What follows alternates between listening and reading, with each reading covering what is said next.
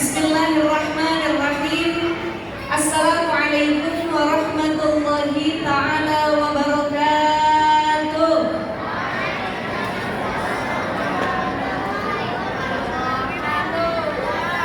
Bismillah. Alhamdulillah alladzi ja'ala al-ilma bita'allumi wa arsala li ta'limi al-anbiya wassalatu wassalamu ala asyrafil anam wa ala alihi wa ashabihil kiram. Rabbi shrah li sadri, amin, wa yassir li amri wahlul 'uqdatam min lisani yafqahu qawli. Qala Allah Ta'ala fil Qur'anil Karim, Bismillahirrahmanirrahim. Subhanaka la ilma lana illa ma 'allamtana innaka antal alimul hakim. Allahumma inna na'udzubika min hamazati syayatin wa na'udzubika rabbi ayyuhun. Rabbana hab lana minas salihin. Amma ba'd. Adik-adik dari Yayasan Pendidikan Islam Al-Azhar 17 Bintaro, baik yang kelas 1 sampai tingkatan kelas 5, para guru-guru, para staf dari mulai kepala direktorat Linkasman YPI Al-Azhar, mewakili oleh Bunda Hajar Kana MPD, dan sehat walafiat, kepala SD Islam Al-Azhar 17 Bintaro Ibu Retno Fitriasi MPD, sehat juga insyaallah Ibu, kepala TK dan SMP Al-Azhar Bintaro, kepala unit kampus Al-Azhar Bintaro, ada ketua jamiah yang hadir sudah memberikan sambutan yang bermanfaat dan luar biasa. Kemudian juga Bapak Ibu seluruhnya, para asatidz-asatizah, para guru-guru, para tuan guru, semua yang hadir pada kegiatan haflah pagi hari ini. Senang sekali saya rasanya bisa berkumpul dengan para orang tua wali murid, para guru, para adik-adik yang insya Allah mudah-mudahan adik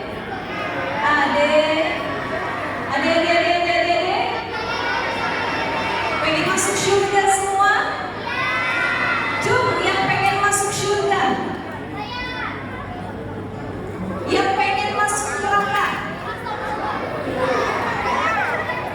Sekali lagi, coba yang mau masuk surga, yang mau masuk neraka. Surga, neraka, surga, neraka. Oke, bisa diam dulu, bisa ditutup dulu mulutnya. Siap atau tidak? Tidak? Oke, anak-anak jawabannya gitu ya Bapak Ibu ya. Oke, saya lumayan excited sekali. Ini effortnya luar biasa karena tausiah depan anak-anak plus Bapak Ibu wali murid semuanya.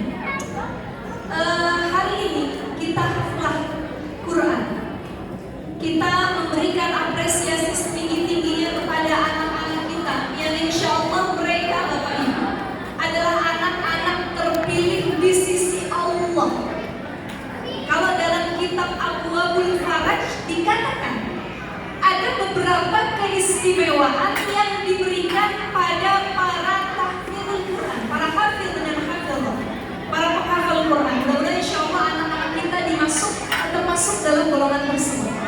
Pertama, para penghafal Quran itu ahlullah. Mereka adalah keluarganya Allah. Adik-adik, adik.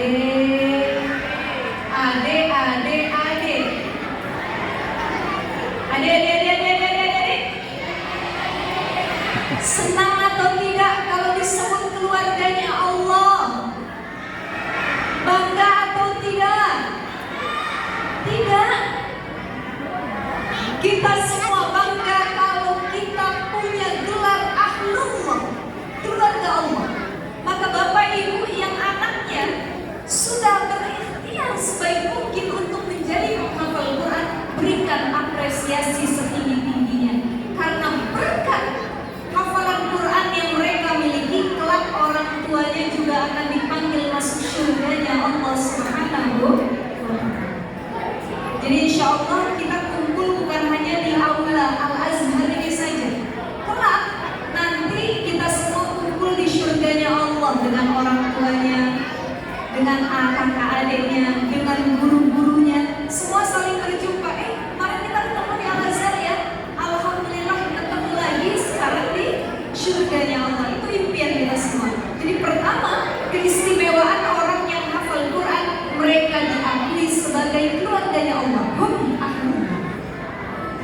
Ada keistimewaan yang kedua, bagi para mereka yang hafal Quran akan disembuhkan dari berbagai penyakit, karena Quran itu wa nunazzilu minal Qur'ani ma huwa syifaa.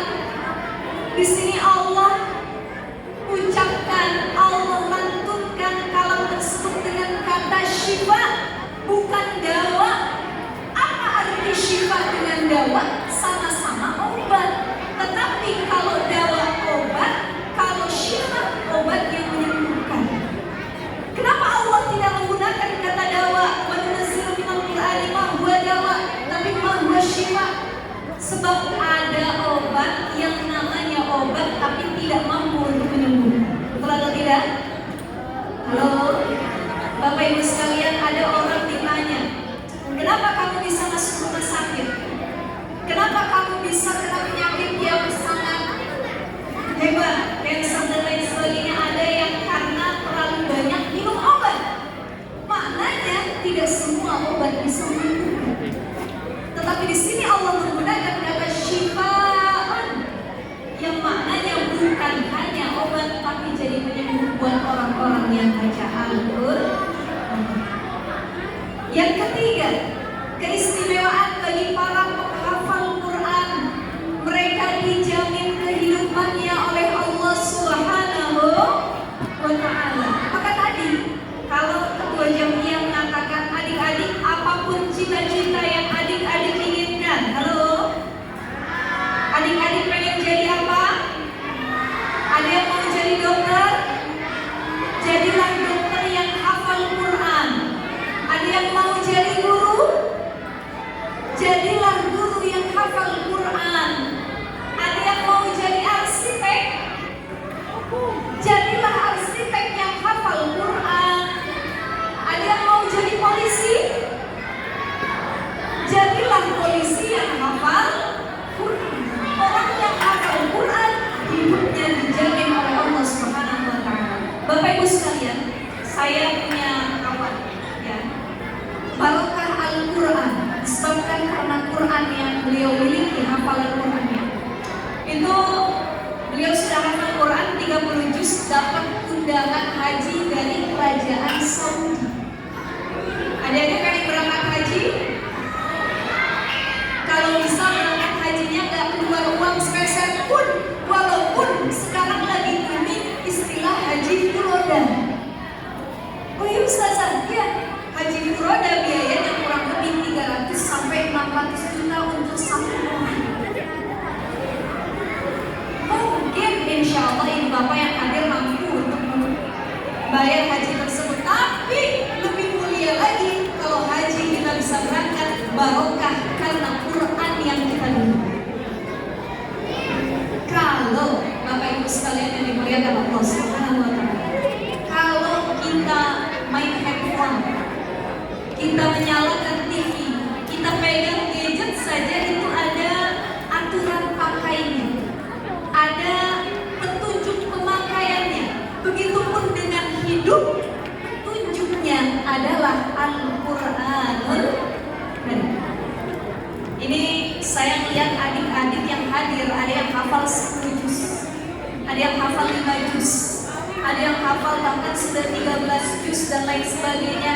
Kita rasanya yang dewasa, saya pengen nanya sama Bapak Ibu yang hadir. Bapak Ibu, kita malu atau tidak sama anak kita? Malu atau tidak? Karena malu itu kira-kira jadi tamparan keras buat orang tuanya. Tadinya orang tuanya tidak dekat dengan Al-Quran, disebab anaknya hafid dan hafidhah, mereka mulai belajar Al-Quran. Saya dapat info dari Ibu Mas Diana ya, katanya Yayasan Pendidikan Al-Azhar 17 Bintaro ini salah satu Al-Azhar yang punya kurikulum Qurannya itu paling the best di antara Al-Azhar yang lainnya ya. Bahkan kurang lebih sudah 23 sekolah yang sekali banding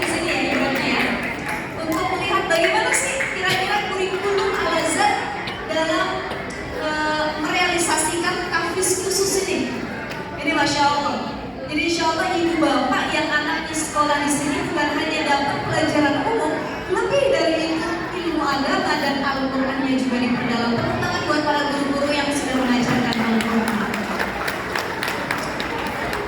Bapak Ibu semua yang dimuliakan oleh Allah Subhanahu wa taala, adik-adik yang saya cintai, kurang lebih tadi keistimewaan orang yang menghafal Quran. Nyatanya anak-anak zaman sekarang ini sulit untuk dididik. Betul atau tidak? Betul atau tidak Bapak Ibu? Mendidik anak zaman sekarang itu ibarat menggembala domba di tengah kawanan serigala. Lengan orang tuanya sedikit, habis domba tersebut dimakan oleh para serigala. Anak-anak kita ibarat domba yang sedang kita latih, yang sedang kita jaga. Tapi kalau tidak ada penjagaan, tidak ada support system yang terbaik dari orang tuanya, bagaimana anak kita akan tumbuh menjadi generasi Quran? Paling tidak, Bapak Ibu sekalian yang dimuliakan oleh Allah Subhanahu wa taala, bagaimana Ustazah kalau kita pengen anak kita cinta sama Quran, dekat kepada Al-Quran, bukan hanya menghafal Quran, lebih dari itu dia juga mengamalkan isi Al-Quran. Mohon maaf Bapak Ibu sekalian, banyak generasi sekarang yang secara kecerdasan di atas rata-rata, hafalannya kuat, dia mampu menghafal dengan cepat, banyak secara hafalannya, jumlahnya, kuantitasnya, tapi secara kualitas pengamalan Qurannya jauh dari hafalan yang dia miliki. Tentu kita semua yang hadir tidak mau terjadi hal demikian. Pengennya anak kita hafal Quran plus mengamalkan isi Al-Quran. Dulu di zaman Nabi SAW itu para sahabat yang hafal Quran cuma sedikit. Kenapa? Karena sumber Quran itu langsung keluar dari lisannya Nabi. Wahyu yang turun ke Nabi disampaikan kepada para sahabat. Dan ada yang tulisnya, adek, halo, tahu nggak di zaman Nabi itu belum ditemukan pulpen, pensil, buku tulis, belum ditemukan.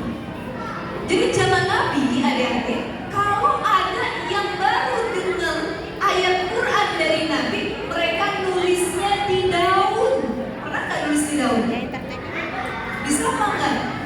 Ada yang nulisnya di pohon, sampai pada zaman Khalifah Umar bin Khattab dibuatlah aturan untuk mengumpulkan Al-Quran menjadi satu mushaf.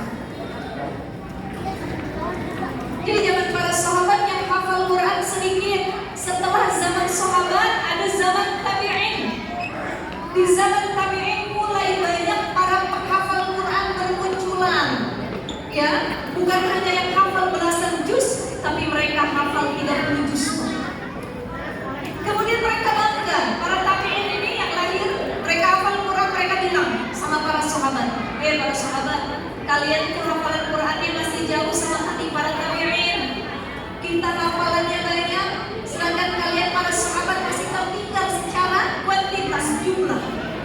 Apa kata para sahabat mengatakan kepada para tabi'in? Kunna na'malul Qur'ana qabla an nahfadhum wa anta tahfadhul Qur'ana qabla an ta'maluh. Wahai para tabi'in, kata para sahabat, kami sudah mengamalkan Quran lebih dahulu sebelum kami menghafalnya. Tapi kalian, para penghafal Quran yang hadir saat ini, kalian menghafal lebih dahulu sebelum kalian mengamalkannya. Balik. Jadi para sahabat sebelum hafal memang tingkah laku kehidupannya sudah sesuai dengan Al-Quran. Tapi di zaman para tabi'in, mereka baru beramal sesuai dengan Al-Quran ketika mereka kenal dan menghafal Al-Quran. Ini jadi reminder penting. Jadi muhasabah, self-talk kita, para orang tua, para guru, ya Allah, sudah sedekat apa kami dengan Al-Quran? Tamparan keras buat para orang tua, ya Allah. Kalau anak saya saja yang usianya 7-8 tahun sudah hafal Al-Quran, malu saya yang hampir kepala 4, sudah kepala 5, bahkan kepala 6, ayat Quran beberapa pun saya tidak ada yang hafal. Sekali lagi, anak-anak kita calon generasi yang akan datang. Di tangan mereka lah bagaimana Bapak Ibu sekalian, kalau kita lihat realita, saya tadi ngobrol sama Ibu Retno, Ustazah, di sini Al-Azhar kelas 5 dan 6 sudah ada program Smart Room, ya. Jadi fokus ke digitalisasi. Tidak ada lagi buku tulis, pensil, pulpen, penghapus, no, ditiadakan. Tapi kita pakai Smart Room, semua pakai iPad belajar. Untuk apa? Sebagai edukasi buat anak-anak kita agar mereka tidak salah langkah dalam menggunakan media sosial, menggunakan handphone, alat-alat digital. Miris, Bapak Ibu sekalian, saya belum lama kemarin melihat berita yang ada di Instagram.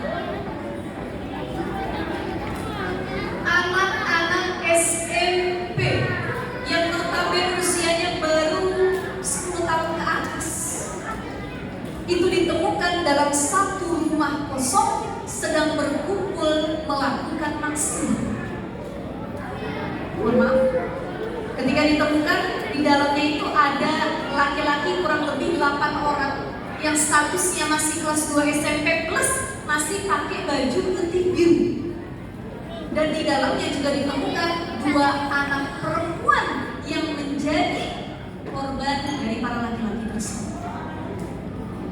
Kita tidak bisa menjamin pergaulan anak zaman sekarang. Maka sekali lagi, support sistem pendidikan anak, madrasah pertama itu bukan Al-Azhar, tapi orang tua. Yayasan pendidikan Al-Azhar ini rumah kedua bagi anak. Ada orang tua ketika dia masukin sekolah anak-anaknya, dia bilang, "Pak, mama akan masukin anak kita ke sekolah yang paling mahal, kurikulumnya paling oke, program-programnya paling terdepan. Kenapa? Mama pengen anak kita sukses." Tapi orang tuanya hanya menyerahkan pendidikan kepada sekolah. Ketika anaknya bandel, yang disalahkan guru. Anaknya susah memahami sesuatu, menghafal sesuatu, guru lagi yang disalahkan.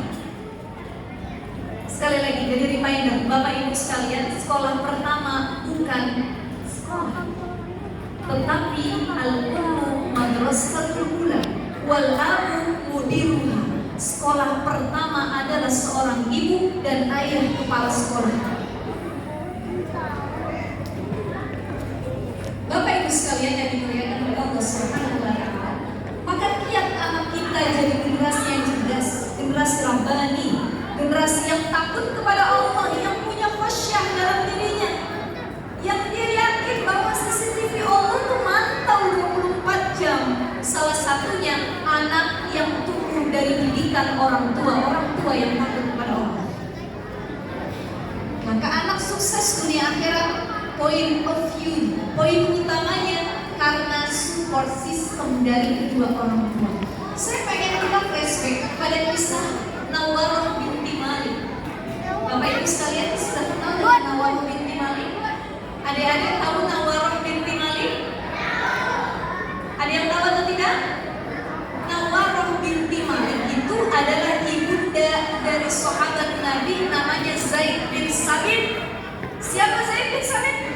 Zaid bin Sabit ini sahabat Nabi yang sering menuliskan Al-Quran dan kalam-kalam Nabi. Zaid bin Sabit di usianya yang baru menginjak 11 tahun sudah hampir menghatamkan hafalan Qurannya. Kita lihat Imam Syafi'i.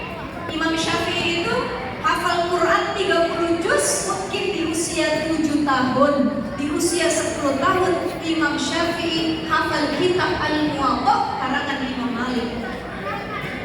Luar biasa. Maka Imam Syafi'i disebut dengan mujtahid. Ya. Beliau seorang ahli fikih. Kenapa dari kecil sudah hafal Quran dan kitabnya Imam Malik? Masya Allah.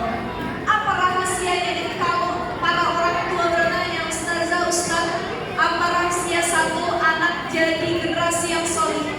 Yang kedua apa kiat-kiat anak kita jadi generasi rabbani, generasi Quran? Apa kira-kira kiat yang diajarkan oleh agama? Mari kita belajar dengan kisah orang-orang solih terdahulu. Nawarah binti Malik, dia jadi madrasatul ula, sekolah pertama buat anak-anaknya. Ternyata yang mentakdir hafalan anaknya setiap hari, yang mentasbihkan hafalan anaknya, yaitu Zaid bin Sabit adalah ibunya. Masya Allah.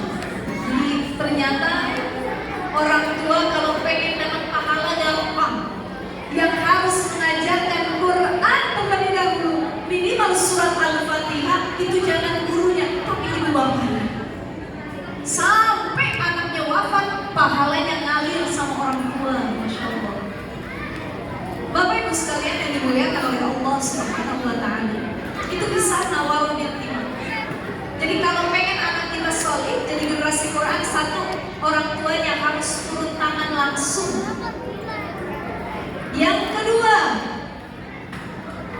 orang tuanya harus jadi penyemangat utama. Nawawi binti Malik ketika anaknya Zaid bin Sabit gak boleh ikut perang sama Nabi di perang Badar, beliau udah meledek anaknya. Tapi apa kata Nawawi binti Malik? Gak apa-apa nak, jihad itu bukan hanya di medan perang. Kamu hafal Quran, kamu menyampaikan kebaikan, kamu menuntut ilmu, itu juga jihad di jalan Allah Subhanahu wa Ta'ala. Ibunya ngasih motivasi, afirmasi positif. Banyak orang tua zaman sekarang kalau anak gak bisa mengikuti satu pelajaran malah dibanding-bandingin. Halo, halo, assalamualaikum, assalamualaikum, masih hidup? Boleh saya lanjutkan? Banyak dari kita yang kalau anak kita gak bisa mengikuti satu materi atau pelajaran malah kita bandingin. Kamu nih susah banget kamu hafal Quran ya? Coba lihat tuh, tetangga, dia sudah hafal 5 juz. Akhirnya anak bukannya termotivasi, makin down secara mental. Maka sekarang banyak istilah atau isu yang lagi naik terkait mental health. Ya. Dan kita banyak yang diagnosis diri sendiri. Ada bapak ibu yang tiap malam insomnia gak bisa tidur. Wah, mama, papa udah seminggu nih kalau malam gak bisa tidur. Papa searching, katanya papa kena bipolar. Wah, macam-macam diagnosis diri sendiri tanpa mau datang kepada ahlinya. Hati-hati. Ini banyak yang sekarang ngomongnya mental dan mental. Sekali lagi orang tua yang perlu menjaga mental anak-anaknya. Jangan ada dibanding-bandingkan. Kasih motivasi. Nah, kenapa nilai matematika kamu kok di bawah rata-rata? Iya mah, aku gak bisa ngitung mah. Aku udah lama ngitung mah. Matematika aku nilainya jelek mah. Maafin aku ya mah ya, jangan dipukul mah, jangan dihukum. Orang tua yang baik apa yang dia katakan? Nah, gak apa-apa, namanya juga belajar. Kalau kamu sudah pintar matematika, gak bakal akhirnya di sekolah ini lagi. Karena kamu belum bisa, makanya kamu sekolah. Kasih afirmasi positif. Sebagaimana Nawawi bin Timah. Yang ketiga, kalau pengen anak kita jadi generasi Quran yang gampang menerima nasihat kebaikan, cahaya ilmu dari Allah, maka kasihlah anak kita makan dari sumber yang halal. Baik zatnya halal, sumbernya juga halal. Berapa banyak orang tua zaman sekarang ngajak makan anaknya hanya karena gengsi. Nah, makan ya nak, di mana? Syabu-syabu. Bukan pakai es lagi, pakai syabu-syabu. Oh, aku gak mau syabu-syabu, maunya sushi. Yang satu lagi mah aku gak mau sushi, aku maunya makanan western yang dari Australia, Jepang dan lain sebagainya. Boleh saja, boleh. Gak ada yang larang, dengan catatan orang tuanya harus pandai memilah-milih kira-kira halal atau tidak kandungannya. Jangan karena gengsi, pengen dianggap oke, yuk makan di mall, makan di restoran. Yang penting anak kita kalau cerita sama kawannya dia pernah makan makanan Jepang, makan makanan Korea, tapi tidak pernah dilihat adakah sertifikasi halal dari MUI, baik secara sertifikat ataupun kandungan. Jadi kalau pengen anak kita soleh, lihat makanan yang masuk ke perut mereka. Sumbernya dari mana? Jangan sampai orang tua ngasih nafkah anak-anaknya dari sumber yang haram, hasil korupsi, hasil mengambil hak orang lain, hasil mencuri, hasil membunuh karakter orang lain, dan lain-lain yang diharamkan oleh Allah Subhanahu wa Ta'ala. Gak aneh kalau ada orang tua yang mengeluh, Ustazah, kenapa anak saya durhaka? Bisa jadi karena ada barang haram yang masuk ke dalam perutnya. Saya teringat di zaman Khalifah Umar bin Khattab, ada seorang ayah yang datang kepada Khalifah Umar. Wahai Umar, aku pengen ngadu. Aku punya anak durhaka, tidak mau dengar sama orang tua. Adik, adik, adik-adik, adik-adik, sayang atau tidak sama ayah bunda? Sayang atau tidak? Siapa yang sering melawan sama ayah bundanya? Siapa yang sering berbicara kasar sama ayah bundanya? Kalau pengen masuk surga, tidak mau disebut anak yang durhaka, maka harus taat sama orang. Ada ayah yang datang sama Umar, "Hai Umar, aku punya anak durhaka." Kata Umar, "Aku gak mau dengar dari sebelah pihak. Coba panggil anak kamu, sini ngobrol sama saya." Ditanya sama Umar, "Wahai pemuda, benar kamu selama ini telah durhaka kepada ayahmu?" "Umar, aku pengen nanya wahai Khalifah, apakah sebutan durhaka hanya dinisbatkan kepada anak saja, atau orang tua juga bisa disebut orang tua yang durhaka?" Orang tua bisa disebut durhaka nggak? Gimana caranya? Apa? Kalau orang tuanya nggak kasih jajan? Iya, iya. Terus yang kedua, kalau orang tuanya nggak kasih HP? Oke. Yang ketiga, kalau nggak kasih ilmu, ada lagi? Nggak kasih makan, ada lagi? Oke, ini suara hati anak-anak semua ya. Orang tua disebut durhaka kalau dia ngapain? Nggak kasih rumah, ada lagi?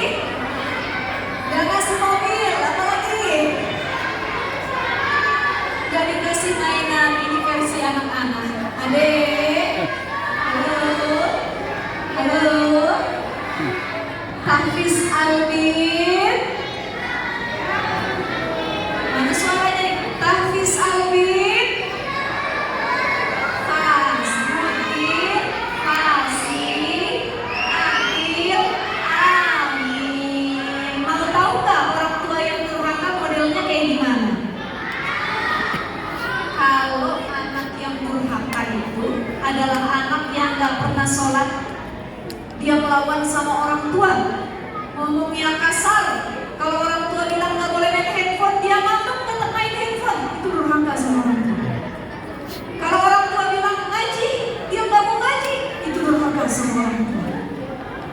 Kalau orang tua bilang nggak boleh main, dia tetap main, ngelawan sama orang tua. Itu durhaka apa enggak?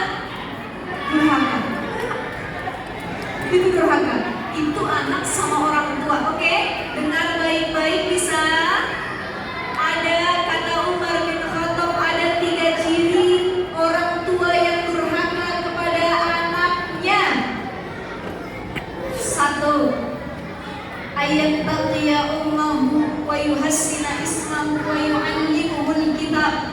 Ciri orang tua durhaka yang pertama, ketika dia tidak memilihkan ibu yang baik dan tidak memilihkan ayah yang baik. Artinya apa? Orang tuanya semena-mena waktu nyari jodoh, gak perlu perhitungan. Karena pasangan yang satu visi-misi, yang dekat sama Allah, dia tidak akan berpotensi jadi orang tua yang durhaka. Ibu, bapak, adik, tahu segitiga? Kayak gimana segitiga? Kayak gini kan? Hubungan suami istri, ayah bunda, itu seperti hubungan segitiga. Kalau ayah dengan bunda beserta anaknya makin dekat kepada Allah, maka secara kedekatan akan lebih dekat lagi sedikit. Allah ada di atas puncaknya. Tapi ketika ayah bunda mulai jauh dari Allah sedikit demi sedikit, turun, makin jauh nggak sama Allah. Ternyata cara baik atau tidak bisa dilihat bagaimana kedekatannya dengan Sang Pencipta Allah SWT. Ciri-ciri orang tua yang durhaka bukan yang gak beliin mainan, bukan yang gak beli makanan, bukan yang gak kasih HP, bukan yang gak kasih rumah, bukan adik-adik. Tapi yang pertama, ketika orang tua tersebut tidak dekat kepada Allah Subhanahu wa Ta'ala. Yang kedua, ciri orang tua durhaka adalah mereka wa yuhassinul ismahu, yang tidak memberikan nama yang baik buat anak-anaknya. Adik-adik, senang gak dikasih nama sama orang tuanya?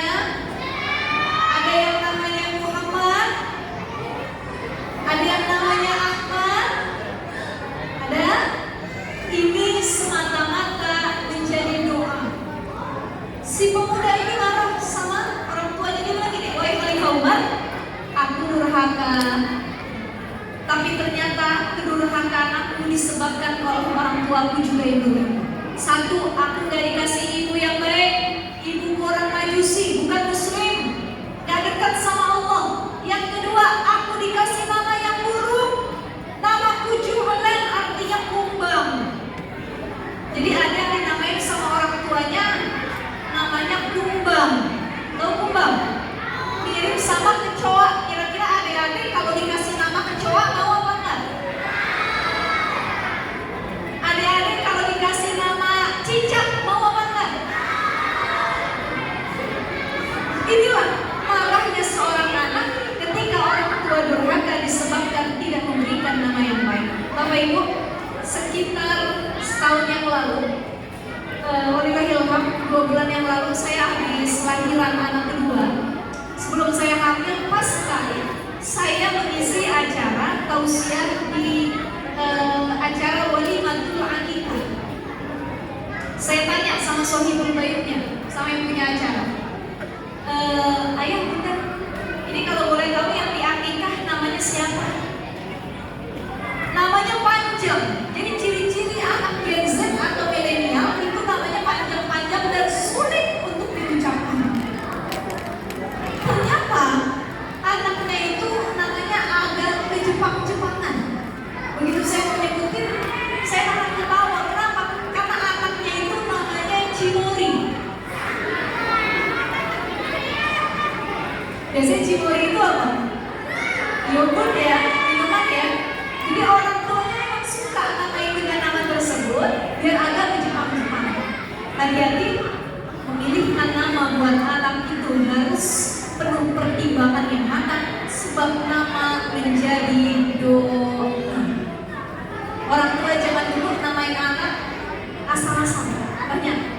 Saya kebetulan orang tua saya asli Cipinang Muara, Jakarta Timur. Kurang lebih aslinya Betawi, mungkin ibu bapak ada di sini yang asli Betawi juga. Itu banyak saudara-saudara paman-paman saya yang namanya asal ketemu waktu lahir. Saya punya paman jauh ya, itu namanya Pengki. Kalau kita orang Bintaro, Pengki itu apa Pak? Serokan sampah ya. Gara-gara dulu lahir, ketika lahir orang tuanya bingung namain anaknya apa. Begitu keluar dari ruangan bidan ada Pengki serokan sampah, Pengki aja namanya. Belum lama juga saya lewat daerah Lebak Bulus, Pasar Jumat. Ada satu sebidang tanah yang dinamain tanah ini akan dijual. Silakan hubungi Riuh bin Ribut. Nama anaknya Riuh, nama bapaknya Ribut. Lucu apa nggak kira-kira namanya? Riuh bin Ribut. Nggak ada makna ataupun artinya. Maka sekali lagi, kasih anak kita nama yang menjadi doa kebaikan baik di dunia maupun di akhirat. Dan yang ketiga, ciri orang tua yang durhaka, wa yu'allimuhul kitab, orang tua yang tidak pernah mengajarkan Al-Quran. Kalau ada orang tua selama hidupnya tidak pernah mentakrir hafalan anaknya, tidak pernah mensimak bacaan Quran anaknya, maka maka sekali lagi ini disebut dengan orang tua yang durhaka. Sekali lagi, anak kita punya hafalan di sekolah, pulang ke rumah jadilah tempat kembali yang baik. Bagaimana mereka merasa nyaman kepada kedua orang tua. Insya Allah kita doakan mudah-mudahan anak-anak kita jadi para penghafal Quran yang mutkir semua, dapat mengamalkan isi Al-Quran, menjadi orang-orang yang salih dan takut kepada Allah Subhanahu wa Ta'ala. Di akhir sholat kita jangan lupa doa yang selalu dipanjatkan, Rabbana hablana min azwajina wa zurriyatina qurrata a'yun waj'alna lil muttaqina imama. Rabbana hablana minas sholihin. Doanya kencang pada anak plus carikan lingkungan yang baik untuk mensupport pendidikan mereka. Kurang lebihnya itu saja yang dapat saya sampaikan. Mohon maaf bila ada kekurangan kata-kata ataupun saran dalam penyampaian. Insya Allah ini jadi sharing dan reminder berharga buat kita semua. Ada insight tambahan yang bisa didapatkan. Bapak Ibu semua juga mudah-mudahan bisa terus belajar untuk lebih dekat kepada Al-Quran. Amin ya Rabbal. Ikan sepat, ikan gabus. Ikan sepat, ikan gabus ditaruh di dalam koper. Makin cepat acara kita makin bagus karena perutnya udah pada lapar.